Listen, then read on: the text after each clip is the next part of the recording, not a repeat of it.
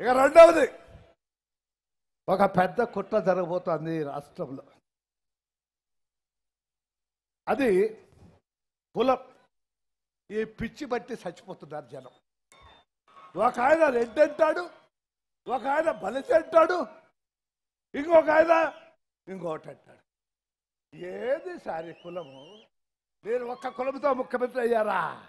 రెడ్లు లేకుండా మీరు ముఖ్యమంత్రి అయ్యారా? కమ్మవాళ్ళు లేకుండా ముఖ్యమంత్రి అయ్యారా? ఎవరు బలిజలు లేకపోతే మీరు ముఖ్యమంత్రి కాగలిగినారా?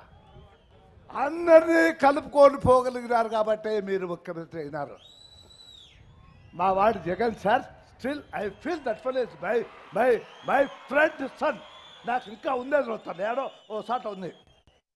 తిక్కనాకుడికి సార్ మా వాడు.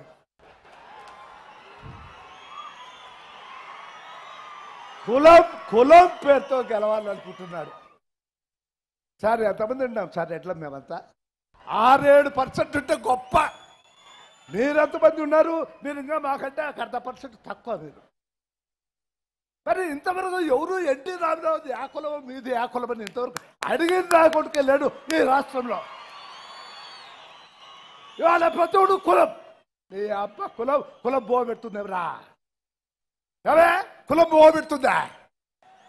మరి అరే ఇవాళ ముఖ్యమంత్రి గారు ఈ జిల్లాలో అతి పురాతనమైనటువంటి ప్రాజెక్టు వీటి ప్రాజెక్ట్. కీర్తి శేషం సంజయ్ రెడ్డి గారు ఎప్పుడు కలలు కనేవాడు. ఎప్పుడు రా దీంట్లో నీళ్ళు చూసేది, నేను ఎప్పుడు రా నీళ్ళు చూస్తాను అంటాడు. పైకి పోయినాడు. నెక్స్ట్ ఇయర్ ఆ పైనుంచి సంజయ్ రెడ్డి గారు బీటీ ప్రాజెక్టులో నీళ్లు చూసి మిమ్మల్ని ఆశీర్వదిస్తాడని నేను హృదయపూర్వకంగా నమ్ముతున్నా. నీళ్ళు ఇచ్చాను. నేను ఒకటి మనవి చేస్తున్నా, మీ అంతకు మీరు గుండె మీద చేసుకొని చెప్పాలా. ఒక్క మారు నీళ్ళు ఇస్తే మీ కుటుంబం తరతరాలుగా ఆ భూమిని సాగు చేసేవాడల్లా అన్నమో రామచంద్ర అనకుండా పిల్ల పాపలతో బాగుండేదానికి అవకాశం ఉంది.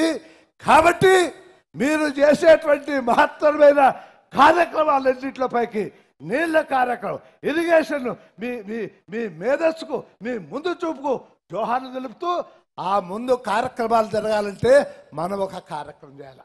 ఈ వీడియో మీకు నచ్చినట్టయితే లైక్ చేయండి, షేర్ చేయండి. మరిన్ని ఇంట్రెస్టింగ్ వీడియోస్ చూడడానికి మా ఛానల్ కు తప్పక సబ్స్క్రైబ్ అవ్వండి.